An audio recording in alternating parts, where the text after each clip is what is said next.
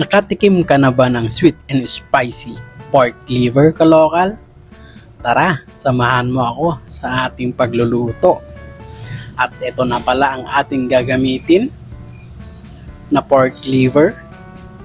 At syempre, hinugasan ko muna yan bago natin hiwain. At ayan, hihiwain ko lang ng ganito kalalaki. Tinuloy-tuloy ko lang to hanggang sa matapos. At syempre, pagkatapos niyan, hugasan na natin. Ayan, para siguradong malinis. Hugas-hugas lang. Ayan. Para matanggal yung mga dugo. Ayan.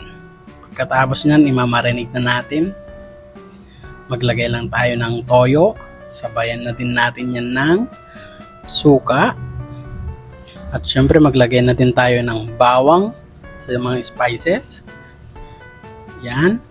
Sibuyas, luya, tsaka sili, labuyo. At naglagay na din ako yan ng maraming asukal. Ayan. Syempre, halo-halo na natin yan.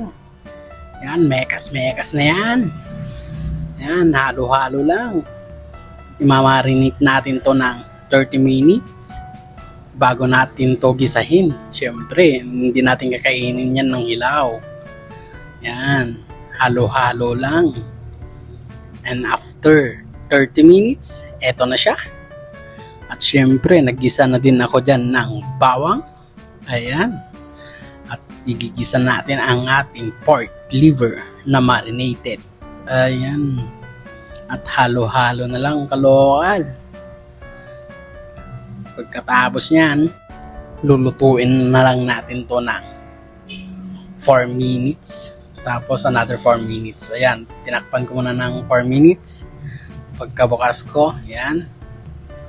Halo-haluin lang natin ulit bago natin ulit takpan para pantay yung pagkakaluto. Siyempre, takpan muna natin another 4 minutes. Ayan. Okay na to, 8 minutes ko lang siya niluto para hindi na siya tumigas. Pag na-overcook kasi titigas na yung liver. Ayan, naglagay na din ako dyan ng onion.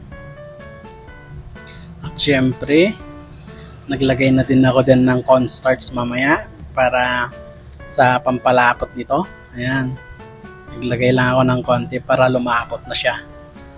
Pag niyong tagalan yung pagluluto sa liver para hindi siya tumigas. Ganun lang siya kasimple.